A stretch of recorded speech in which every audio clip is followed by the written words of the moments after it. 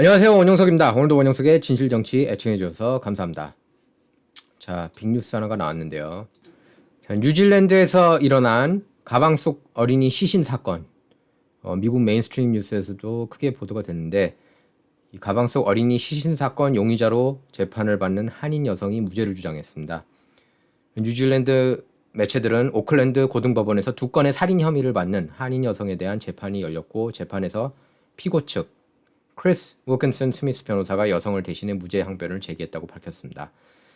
신원이 공개되지 않은 이 한인 여성은 지난 8월 가방 속에서 시신으로 발견된 5살 그리고 10살짜리 두 어린이의 어머니로 밝혀졌는데요. 그래서 한국에 체류해 오다 지난달 뉴질랜드로 인도돼서 경찰서 유치장에 수감됐습니다.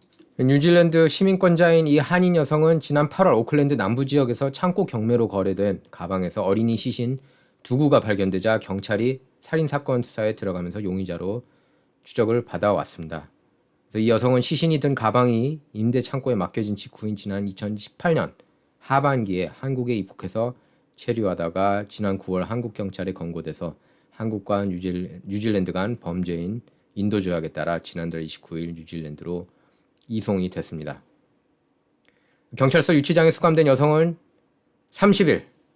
지난달 30일 오클랜드 마누카우 지방법원에 출두해서 신원과 주소지를 묻는 판사 신문에 응했습니다. 엽기적이에요. 자, 샘 백맨 프리드 뉴스가 계속 나오고 있습니다. 세계 3대 가상화폐 거래소 FTX를 창업한 사기꾼이죠. 샘 백맨 프리드가 미국 검찰 형사처벌과 금융감독 당국 법적 조치에 직면했습니다. 이거 데일리 뉴스에 나왔는데 Disgraced Sam Bankman-Fried 30살이에요. 체포됐습니다. 바하마 교도소에서 수갑을 차고 이제 그 교도소로 향하는 겁니다. 바하마. 그래서 지금 백맨-프리드는 수십 년 징역형은 물론이고 거액 벌금을 부과받을 가능성이 큽니다. 뉴욕 남부 연방지방검찰청은 백맨-프리드에 대한 공소장을 공개하면서 8개 혐의로 기소했다고 밝혔습니다.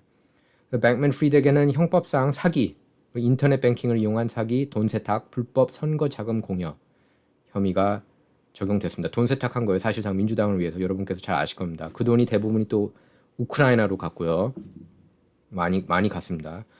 공소 사실이 모두 인정될 경우 백맨-프리드는 최대 115년형을 받을 수 있다고 검찰 측은 밝혔는데요. 그래서 수십 년 징역형이 가능할 것으로 보여집니다.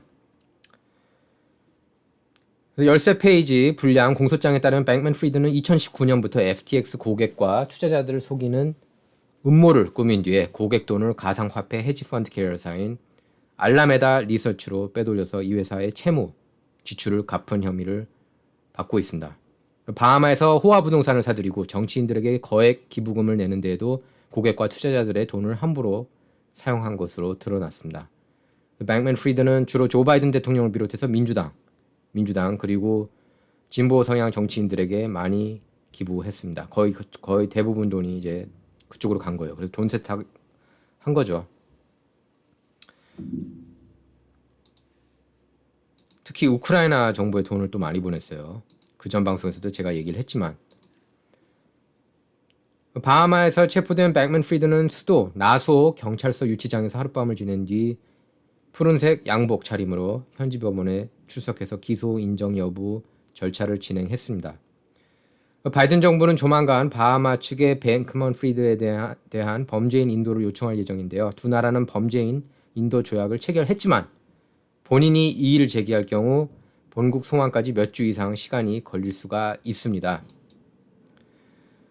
데이미안 윌리엄스 뉴욕 남부 연방지검장은 이날 기자회견에서 이렇게 얘기를 했습니다. 고객에게서 훔친 더러운 돈이 부자들 헌금으로 위장돼 민주당, 특히 이제 공화당, 양쪽에 돈 줬다고 하는데 실질적으로 민주당이에요. 근데 판사는 이렇게 얘기를 했습니다. 양당 영향력을 돈으로 사고 워싱턴 정책 방향에 영향을 주려는 백맨-프리드 욕망을 실현하는 데 이용됐다. 이렇게 말했습니다. 그럼 이 증권거래위원회도 보도자료를 내고 투자자들을 상대로 수년간 사기 행각을 저지른 혐의로 뉴욕 남부 연방지법에 뱅크맨-프리드에 대한 민사소송을 제기했다고 밝혔는데요.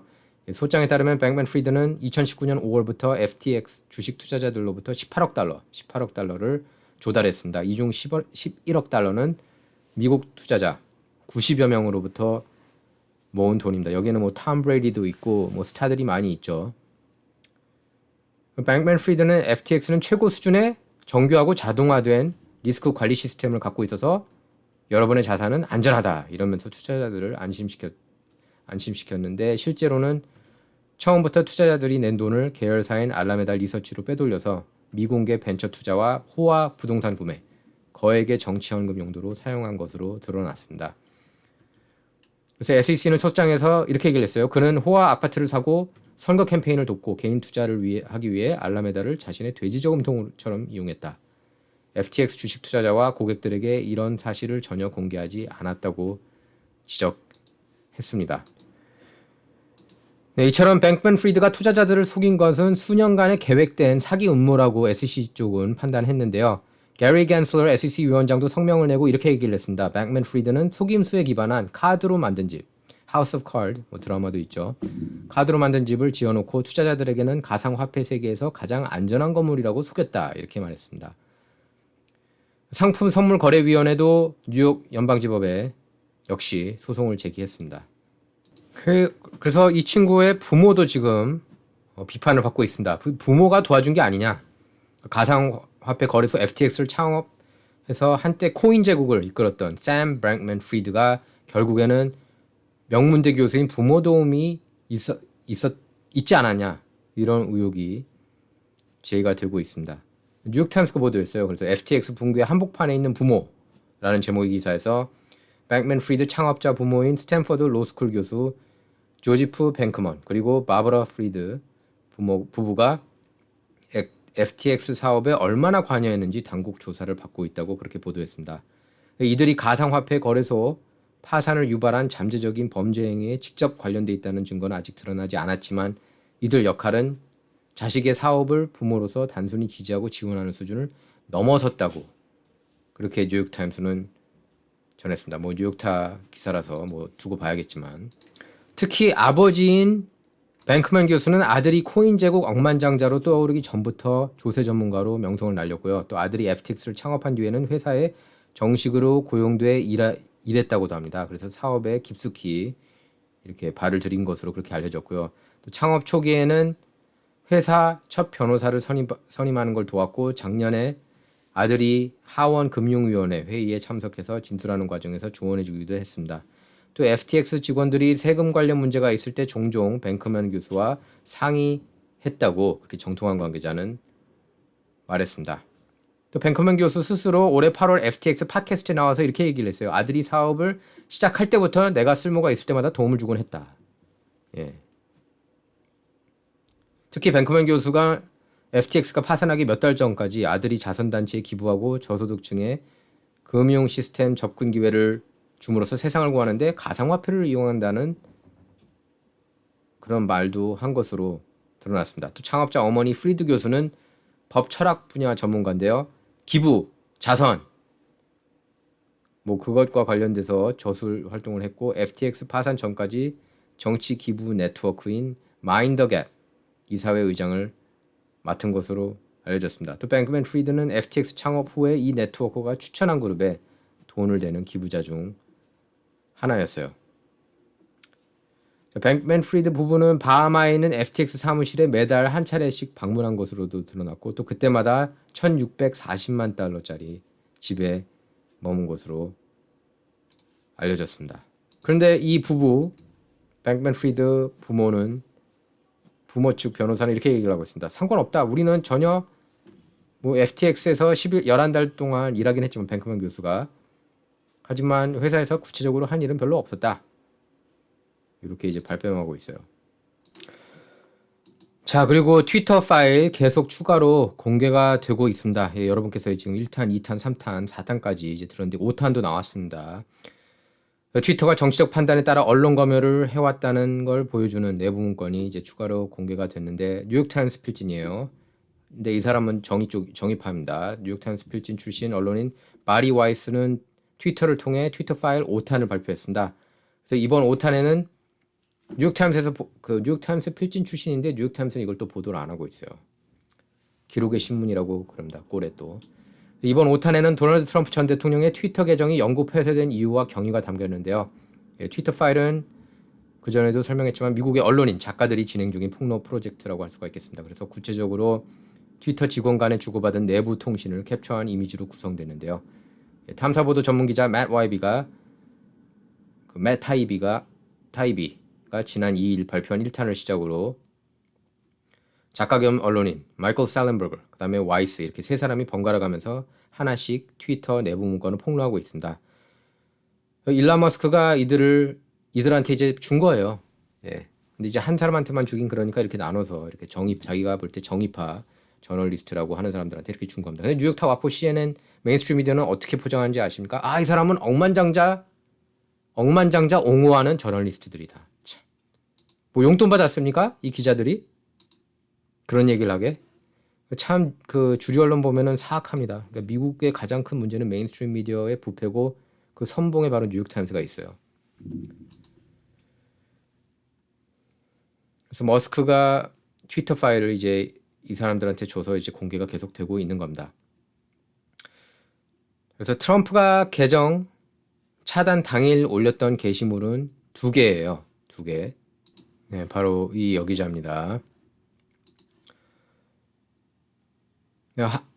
트럼프가 트위터 계정 차단 당일 올렸던 게시물 2개인데 하나는 이렇게 써 있었어요. 나에게 투표한 7,500만 위대한 미국인 애국자와 미국 우선주의 지지자들, 그리고 미국을 다시 위대하게 만든 사람들은 앞으로 오랫동안 거대한 목소리를 가질 것이다. 그들은 어떤 식으로든 경시되거나 불공평한 대우를 받지 않을 거다. 이렇게 글을 올렸습니다.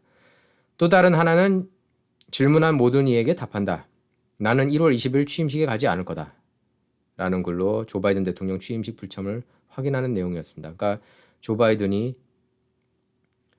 부정한 방법으로 대통령이 됐다는 식으로 얘기를 한 거죠. 트럼프가. 사실상 뭐 자기가 경합주들 다 원래는 실질적으로 이겼다 이렇게 주장을 했던 겁니다. 당시 트위터 직원들은 이런 트럼프 게시물이 폭력을 선동하는 것이라고 주장했어요. 그래서 한 직원은 올바른 일을 해야 한다. 그러면서 회사 측에 트럼프 계정 폐쇄를 3차례나 요구했습니다. 하지만 이들 중 누구도 트럼프 트위터 게시물이 구체적으로 어떻게 폭력을 선동한다는 것인지 세밀하게 설명하거나 근거를 제시하진 않았습니다. 오히려 트위터 정책 담당 임원인 아니카 나바롤리는 이렇게 얘기를 했어요. 트럼프 트윗에서 명확하게 혹은 어떤 암호를 통해 선동하는 내용은 볼 수가 없었다. 이렇게 반박을 했습니다. 그러면서 우리 팀은 트럼프가 올린 영상에서도 정책 위반을 발견하지 못했다. 이렇게 얘기를 했어요. 그럼 이런 내용들 뉴욕타 와포 CNN 타야 됩니까? 안 타야 됩니까? 메인스트림 미디어. 예? 뉴스위크, 타임 매거진, 뭐 ABC, NBC, CBS. ABC, NBC, CBS도 완전 가짜 뉴스가 돼버렸어요. 이제는. 그럼 거기도 보도돼야 되는 게 맞는 거 아닙니까? 다 그러니까 한통속이에요. 한통속. 다 딥스테이트 언론이라고 봐도 과언이 아닙니다. 나바놀리는 이렇게 얘기를 했습니다. 우리 팀은 트럼프가 올린 영상에서 정책 위반을 발견하지 못했다. 그러면서 이후 트위터 보안부서에서도 트럼프 트윗을 평가한 결과 정책 위반은 없는 것으로 판단했다고까지 했어요. 하지만 1시간 30분 뒤에 또 다른 임원이 이런 판단에 이의를 제기하고 나서면서 상황이 전환되는데요. 와이스에 따르면 트위터의 최고 법률 정책 책임자인 비자야 가드가 트럼프 트윗에 대해 이렇게 얘기를 했다고 합니다. 어떤 암호를 통해 추가적인 폭력을 선동하는 것으로 해석할 수 있다. 그러니까 암호를 썼다는 거예요. 트럼프가. 이렇게 음모론에 빠져 있습니다. 메인스트림 미디어가 음모론 빠져 있는 거 아니에요? 이 정도면? 빅테크도. 그러니까 상상의 나래를 펼쳐서 그냥 이거는 우리가 생각했을 때 이건 암호야. 트럼프가 얘기한 거 트윗에 올린 건 이거는 선동이야. 그리고 트럼프가 그날 연설을 했을 때 평화롭게 시위하라고 그렇게 구체적으로 얘기를 했습니다. 그리고 좀 사태가 좀 안 좋아지니까 다들 이제 집에 돌아가라 그런 말까지 했고요. 어쨌든 그로부터 약 2시간 뒤에 휴가 중이던 잭 돌시 당시 트위터 CEO를 포함한 임원들이 참석한 가운데 트위터 전 직원 회의가 30여 분 동안 진행이 됐다고 합니다. 그래서 이 회의에서 잭 돌시 CEO 를 비롯해서 임원들은 왜 트럼프 계정을 차단하지 않느냐고 따지는 직원들 질의에 응답했는데요. 당시 트위터 직원들 96% 이상이 그 당시만 해도 거의 한 97, 8%가 민주당 쪽이죠. 그러니까 급진 좌파 회사라고 할 수가 있겠습니다. 트위터 같은 경우에는. 그러니까 공정하지 못한 거죠. 이런 공정하지 못한 직원들이 있는 그 회사에서 계정을 폐쇄한다. 그리고 트위터처럼 이렇게 모든 사람이 공유할 수 있는 공론의 장에서 미국 대통령의 입을 막는다? 이거는 분명히 문제가 있는 거예요. 당시 트위터 내부에는 1월 6일 일어난 그러니까 연방의사당 습격 사건을 이유로 트럼프 계정 차단해야 된다. 뭐 이렇게 얘기를 한 거죠. 그래서 와이스는 이 회의에서 어떤 내용이 오갔는지에 대해서는 구체적으로 밝히지 않았지만 이렇게 얘기를 했습니다. 임원들 응답은 몇몇 직원들 하여금 더 분노하게 만들었다. 그러면서 트위터 파일 5탄을 끝냈습니다. 분명한 것은 트위터가 회의를 마치고 얼마 후 추가적인 폭력을 부추길 위험이 있다면서 트럼프 계정을 영구 차단하겠다고 발표했다는 사실입니다. 이는 보안팀 그리고 정책 담당자가 정책 위반 소지가 없다 이렇게 판단했음에도 불구하고 일부 고위 임원을 포함한 내부 직원들 목소리에 떠밀려서 트위터가 트럼프 계정 차단을 결정했다는 걸 보여주고 있습니다. 와이스는 이렇게 얘기를 했어요. 트위터는 지난 수년간 트럼프를 차단하라는 안팎 요구에 저항해왔다. 예. 그러니까 임원들은 좀 저항을 어느 정도 했다는 얘기 같아요.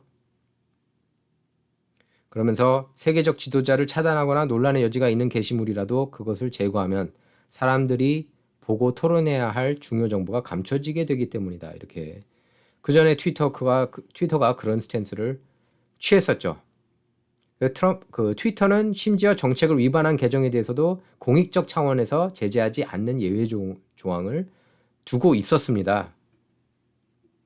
공익을 위한 예외, Public Interest Exceptions 그 조항이 있었어요.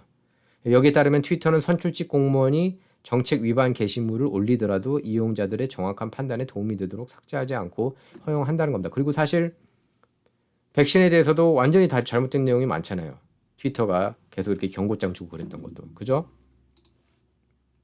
그래서 스탠포드대 교수 트위터도 계정도 못 올리게 막은 거 아닙니까? 스탠포드 교수 뭐라고 그랬어요? 락다운이 어린이들 정신건강에 안 좋다. 그 말 했다고 또 폐쇄시켰던 거 아닙니까? 트위터가. 폐쇄라기보다는 샤도우밴이죠. 샤도우밴. 바이럴해지지 못하게. 퍼지지 못하게. 언론과 표현의 자유를 지키기 위해 안팎 압박을 견디던 트위터 원칙이 트럼프 계정 차단으로 무너졌다. 이렇게 바이스가 지적을 했습니다. 트럼프는 정책 위반이 아니라는 담당자 판단에도 계정 영구 차단이라는 최고 수위 제재를 결국 받았죠. 또 그가 대통령이라는 선출직 공무원이었음에도 불구하고 공익을 위한 예외 조항도 적용되지 않았습니다. 이건 트위터가 트럼프에 대해 일관되지 않은 기준을 적용했다는 걸 보여주고 있어요. 이걸 이렇게 보지 않는 거는 다 가짜 뉴스, 가짜 언론입니다. 그렇게 보지 않는 사람들은 그렇게 보지 않는 기자들은 저는 저널리스트로 안 봅니다. 예. 분명해요. 저는 여기에 대해서 이거는 부인할 수 없는 팩트입니다. 와이스는 당시 이란 최고 지도자인 알리 하메네이, 이디오피아 총리인 아비 아흐메드 이런 세계 지도자들이 다른 집단에 대한 폭력을 선동하는 듯한 트위터 게시물을 올릴 수 있다는 점도 언급했습니다. 그러니까 형평성에 어긋났다는 거예요. 왜 트럼프만 이렇게 제재하고. 그리고 트럼프가 그동안에 대통령하면서 뭘 그렇게 잘못했습니까? 저는 트럼프가 했던 공개적인 발언 중에 잘못됐다고 생각한 바는 없었어요. 단 한 번도. 좀 과장이 있고 좀 표현이 좀 세다 요 정도인데 저는 그렇게 봅니다. 뭐 예를 들면 LA 시청에서 누리 마르티네스 LA 시장이 뭐 흑인을 약간 원숭이로 비유하지 않았습니까? 그래서 지금 결국에 자리에서 물러나지 않았습니까? 그런 발언 한 적 없어요, 트럼프는. 그러니까 이렇게 구체적으로 물어보면 사람들이 대답을 못해요. 그럼 트럼프가 도대체 인종차별적인 발언 뭘 했냐? 대답을 못해요.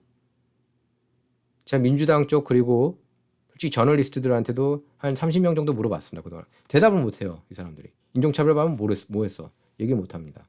흑인 상대로 뭘 그렇게 잘못했어? 대답 못해요. 흑인 실업률 역대 최저로 만들어준 거 그게 잘못한 거야? 그게 인종차별이야? 라틴계 실업률 역대 최저로 만든 거 그게 잘못한 거야? 유가 낮게 만든 거 그게 잘못한 거야? 에너지 인디펜던트 예? 72년 만에 에너지 독립국 만든 거 그게 잘못한 거야? 중국한테 관세 때린 거 그게 잘못한 거야? 뭘 잘못했다는 거예요? 그냥 메인스트림 미디어가 나쁜 놈 하니까 거기에 세뇌돼가지고 움직이는 거죠. 그러니까 이렇게 강성진보 진영 주들이 거기에 흔들린 거고. 그리고 거기에는 이제 그걸 주동하는 그런 노조들도 있었고요. 그래서 머스크가 이번 트위터 파일을 통해 자신이 인수하기 전 트위터가 어땠는지를 보여주려는 의도로 지금 할 수가 있습니다. 이렇게 트위터가 썩어 있었다. 내가 이거를 정화시켜 줄게. 그러니까 트위터 일론 머스크가 트위터 CEO가 됐다고 여기를 떠난 광고 안 내겠다고 떠난 기업들 다 기억하고 보이콧해야 됩니다. 제가 볼 때는. 그래서 트위터 CEO 취임 직후 트럼프 계정 차단에 개입한 비자야 가드 이런 임원들을 모조리 해임시켰죠. 저는 박수 보내고 싶습니다. 물론 뭐 일론 머스크가 약간 좀 문제가 없는 건 아니지만 전반적으로는 저는 정의로운 쪽에 있다고 봐요.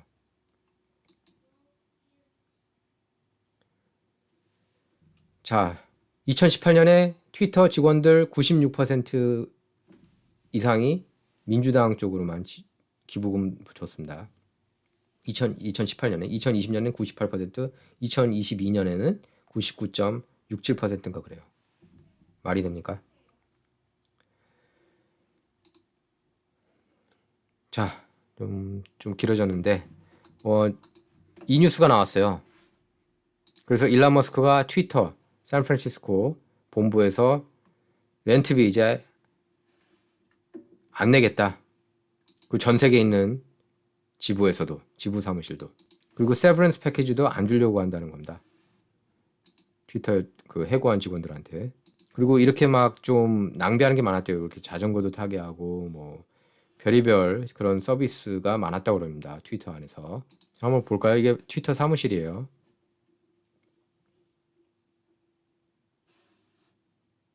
이게 CEO 입사 첫날이죠. 일론 머스크. Let that sink in. 이게 싱크대를 이렇게 가져왔다는 거는 그 이제 영어 표현에 Let this sink in 뭐 이런 표현을 많이 합니다. 그러니까 곰곰이 이걸 느껴봐라. 그러니까 자기가 이렇게 CEO가 됐다. 트위터에 이제 달라진다. 그걸 느껴보라는 뜻이죠. 그걸 싱크대를 들고 오고 와서 이거 농을 한 거죠. 자, 이게 트위터 보드룸이라고 그럽니다. 네.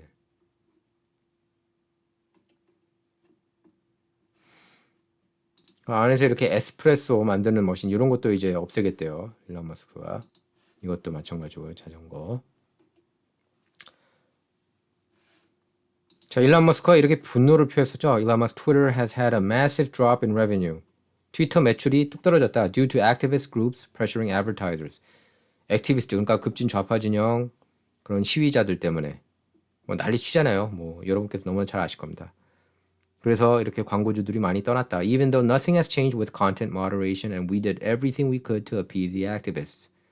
컨텐트 변화 없었고 그리고 액티비스트들을 위해서 우리도 뭐 나름 노력을 많이 했는데 이렇게 떠나고 있다. Extremely messed up. 이거 완전히 말도 안 되는 상황이다. 이게 메인스트림 미디어가 부추겨서 그래요. 이런 게. They're trying to destroy free speech in America. 표현의 자유를 파괴시키려고 한다. 이런 급진 좌파 진영 액티비스트들이 그렇게 얘기를 하는 겁니다. 자, 원용석의 진정 이번 시간은 여기서 마치도록 하겠습니다. 진정은 좌와 우를 말하는 시간이 아닙니다. 옳고 그름만 논하는 시간입니다. Not about left or right, all about right or wrong. 감사합니다.